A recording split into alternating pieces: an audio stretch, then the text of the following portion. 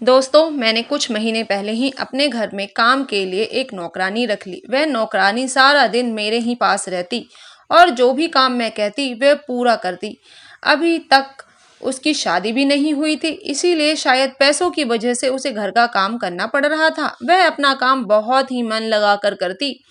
एक दिन की बात है, रात के समय जब मैं सो रही थी तो मुझे किसी की उल्टियां करने की आवाज आ रही थी। मैंने हैरानी के साथ उठकर देखा तो मेरे पति किशोर कमरे में नहीं थे। मुझे लगा कि कहीं मेरे पति की तबीयत तो खराब नहीं हो गई, इसीलिए मैं जल्दी से वॉशरूम की तरफ गई, लेकिन वॉशरूम में तो कोई भी नहीं था। तभी मैंने सोचा कि वह बाहर वाले वॉशरूम में गए हों, लेकिन वहां भी जाकर मैंने देखा तो मेरे तो होश ही उड़ गए, क्योंकि वहां पर उल्टियां मेरी नौकरानी कर रही थी और मेरे पति उसकी देखभाल कर रहे थे, उसको पानी पिला रहे थे और उसकी कमर पर हाथ फिरा रहे थे। लेकिन मुझे ज़्यादा हैरानी इस चीज़ की थी कि वह तो अभी कुंवारी है और वह तो हमारे घर से कहीं जाती भी नहीं, तो फिर उसे उल्टियाँ क्यों हो रही थी भला? मुझे तो उल्टियाँ कुछ अलग ही लग रही थी। दरअसल मैं अपने पति किशोर के साथ घर में अकेली रहती हूँ। किशोर और मेरी शादी को 8 साल हो चुके हैं, लेकिन हम दोनों अभी भी माता पिता नहीं बन पाए हैं। एक दिन मेरे पति ने मुझसे कहा कि चलो हम डॉक्टर के पास जाकर चेकअप करवाना चाहिए, तो मैंने भी अपने पति को गुस्से में आकर कहा कि मैं क्यों जाकर चेकअप करवाऊं, तुम जाओ, तुम अपना चेकअप करवा कर आओ। कमी मुझ में नहीं, अगर कुछ भी कमी है तो वह आपके अंदर है। मेरे पति आगे ज़्यादा कुछ नहीं बोले कर वहाँ से चले गए। लेकिन दिन ब दिन हम दोनों के बीच में बच्चे को लेकर लड़ाइयाँ बढ़ती ही जा रही थी, जिसकी वजह से मेरे पति अब घर पर अपना कम समय ही बिताते थे और फिर रात को देर तक ऑफिस से वापस आते थे और आकर सीधा सो जाते। मैं सारा दिन अपने घर में बैठे बैठे अकेले ही बोर हो जाती थी। इसीलिए मैंने भी अपने घर में काम करने वाली नौकरानी को रख लिया। मैं उससे सारा दिन घर का काम करवा लेती और मैं खुद अपने किट्टी पार्टी और सहेलियों के साथ में रहने लगी। लेकिन धीरे धीरे करके मैंने देखा कि हमारे घर का माहौल बदलता जा रहा था। मेरे पति को अपनी नौकरानी के हाथ का बना हुआ खाना बहुत अच्छा लगने लगा था। एक दिन मैं अपनी नौकरानी को घर पर छोड़कर अपनी किट्टी पार्टी के लिए निकल गई। मुझे किट्टी पार्टी में कम से कम 4 घंटे बीत गए थे।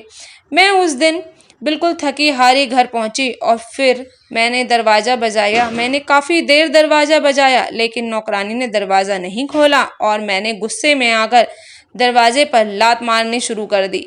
फिर एकदम से मेरी नौकरानी ने दरवाज़ा खोला। मैं उसको देखते ही उस पर जोर से बरस पड़ी। मैंने कहा, क्या घोड़े बेचकर सो रही थी जो दरवाजे की आवाज़ भी नहीं आई? लेकिन जब मैंने उसे ध्यान से देखा तो आज उसने एक नई साड़ी पहनी हुई थी और वह इस समय पूरी तरह से अस्त व्यस्त हो गई थी, जैसे किसी ने जल्दी जल्दी बस लपेट लिया हो। मैंने नौकरानी से गुस्से में पूछा, यह साड़ी तुम्हारे पास कहाँ से आई और तुम्हारी ये साड़ी ऐसे कैसे हो गई है?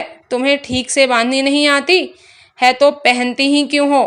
फिर मेरी नौकरानी ने थोड़ा हड़बड़ाते हुए कहा, मालकिन यह साड़ी मेरी माँ की है। आज मुझे अपनी माँ की बहुत याद आ रही थी, इसीलिए मैंने बांध ली। फिर वह मुझे देखते हुए अपनी साड़ी ठीक करने लगी। मैं गुस्से में घर के अंदर आ गई और फिर मैंने उसे चाय बनाने के लिए कह दिया। लेकिन तभी मैंने देखा कि अंदर हमारे बेडरूम में से मेरे पति किशोर बाहर निकल रहे थे। मैंने उन्हें देखकर हैरानी से पूछा, अरे आप तो घर पर कभी भी नहीं रहते, आज आप घर पर क्या कर रहे हो? और वह भी इस समय जब मैं घर पर थी ही नहीं। किशोर ने मुझसे कहा, आज मेरी तबीयत ज़रा ठीक नहीं थी, इसीलिए मैं ऑफिस से जल्दी घर आ गया। तो क्या अब मैं घर पर भी नहीं आ सकता? इसके लिए भी मुझे तुम्हारी इजाज़त लेनी पड़ेगी क्या? मैंने अपने पति का बदला हुआ रवैया देखकर चुप रहना ही सही समझा,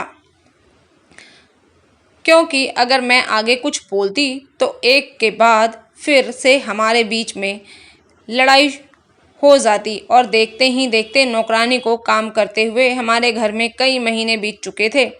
अब धीरे धीरे करके मेरे पति भी घर पर ही रुकने लगे। अपने टाइम से ही ऑफिस चले जाते और कभी-कभी तो अपने ऑफिस की छुट्टी से पहले ही घर आ जाते। पहले वह मेरे साथ घर के किसी भी काम में मेरी मदद नहीं करते थे, लेकिन अब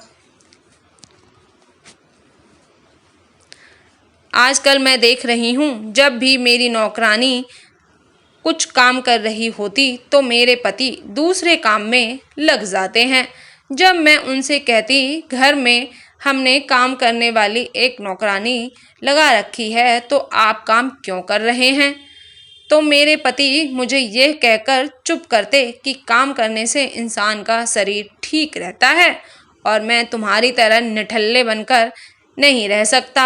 जब देखो मेरे पति रसोई में ही घुसे रहते। नौकरानी और मेरे पति अक्सर एक साथ मिलकर खाना बनाते। अगर मैं अपने पति को कुछ बोलती तो मेरे पति गुस्से में आकर कहते, एक तो मैं तुम्हें खुश करने के लिए अपने हाथों से तुम्हारे लिए खाना बना रहा हूँ, ऊपर से तुम्हें मुझ पर शक कर रही हो। मैं बस नौकरानी से थोड़ी सी मदद ले रहा था। मैं फिर से अपने पति की बात सुनकर चुप हो जाती। क्या पता वह सच में हमारे रिश्ते को ठीक करने के लिए यह सब कुछ कर रहे हों और मैं कुछ बोलने से हमारा रिश्ता फिर से खराब हो जाए।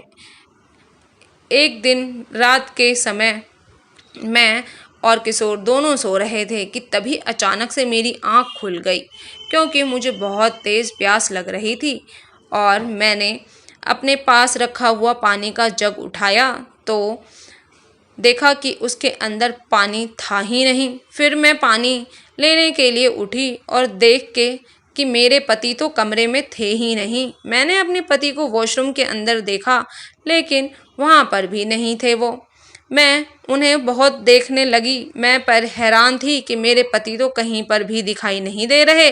मैं रसोई में जाकर पानी लेने लगी। पानी पीने के बाद मैंने अपने पति को यहाँ वहाँ सारे घर में ढूंढा, लेकिन वह मुझे पूरे घर में कहीं दिखाई नहीं दिए। अपने पति को ढूंढते ढूंढते मेरी नज़र नौकरानी के कमरे पर गई। मुझे यह देखकर और भी ज़्यादा हैरानी हुई कि मेरी नौकरानी भी अपने कमरे में नहीं थी। अब तो मेरा शक और भी ज़्यादा बढ़ रहा था। फिर मैं अपने पति और अपनी नौकरानी को ढूंढते हुए छत तक चली गई। जैसे ही मैं अपने पति के पीछे पीछे छत पर पहुंची तो मैंने देखा कि मेरी नौकरानी मेरे पति के गले में लिपटे हुए खड़ी है। मैं एकदम से चिल्लाई, किशोर क्या हो रहा है?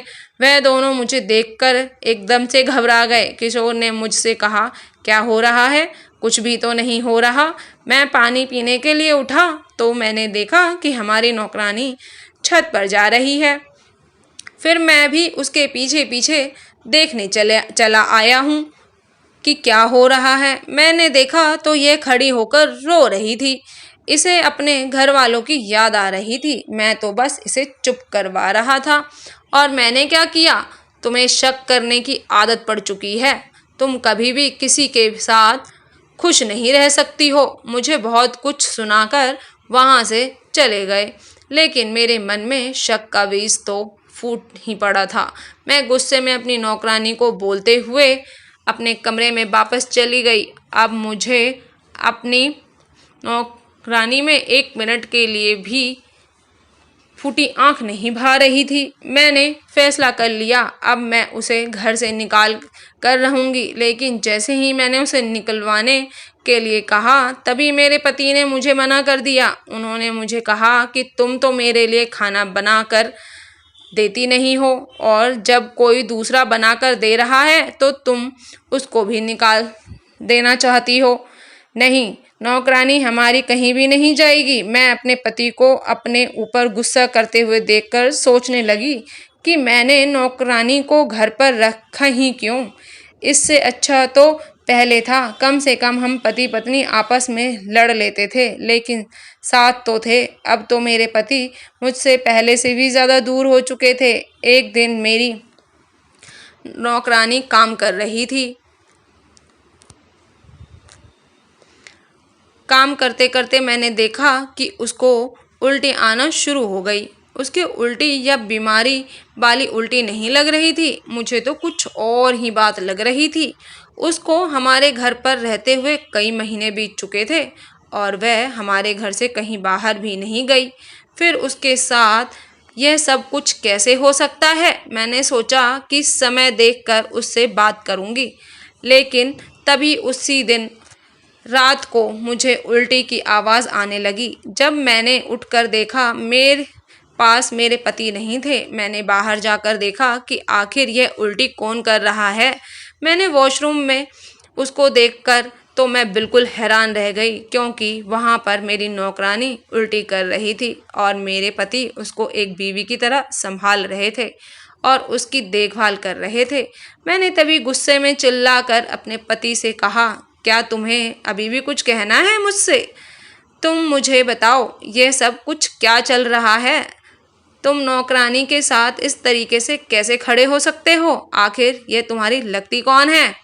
तभी मेरे पति ने गुस्से में आकर कहा, यह मेरे बच्चे की माँ है, जो तुम कभी नहीं बन सकती। मैंने तुमसे कितनी बार कहा कि तुम अपना इलाज करवा लो, लेकिन तुमने अपने घमंड में आकर मेरी एक बात भी नहीं सुनी। तुमने मुझ में ऐसी कमियां निकालनी शुरू कर दी। अब देख लो, हमारी नौकरानी के बच्चे का बाप भी मैं ही हूँ। कमी मुझ में नहीं है और अब मैं तुमको तलाक दे दूँगा और मैं अपनी नौकरानी से शादी करके अपनी ज़िंदगी बिताऊँगा। मेरे पति मुझे गुस्से में बहुत कुछ बोलने के बाद वहाँ से नौकरानी को लेकर उसके कमरे में चले गए। अपने पति की ऐसी बातें सुनने के बाद मुझे तलाक की भी ज़रूरत नहीं थी। मैंने उसी समय अपना सारा सामान पैक कर लिया और मैं अपने घर के लिए निकल पड़ी। अपने पति को जाते हुए यही कहा कि हो सकता है मुझ में ही कमी रह गई हो, मैं ही अपने रिश्ते को संभाल कर नहीं रख पाई हूँ, इसीलिए मुझे माफ़ कर देना और अब मैं तुम्हारी ज़िंदगी में कभी वापस नहीं आऊँगी। यह कहकर मैं अपनी भीगी हुई आंखें लेकर वहाँ से चली गई और उसके बाद उस घर में मेरे पति और हमारी नौकरानी और अपने बच्चे के साथ रहने लगे। लेकिन मेरी ज़िंदगी बिल्कुल ही वीरान हो गई थी चुकी थी। मेरी ज़िंदगी में अब मैं किशोर की जगह किसी और को भी नहीं दे सकती थी। दोस्तों, आपको क्या लगता है, किशोर ने सही किया या गलत? प्लीज़ आप अपनी राय कमेंट करके ज़रूर बताइएगा। तो आज की कहानी आपको कैसी लगी बताइएगा ज़रूर। अगर चैनल पे न्यू है तो सब्सक्राइब कर लीजिएगा, पुराने हैं तो वीडियो पूरा देखने के लिए धन्यवाद। वीडियो पसंद आई हो तो लाइक ज़रूर करिएगा। फिर मिलती हूँ एक नई कहानी के साथ। Bye bye.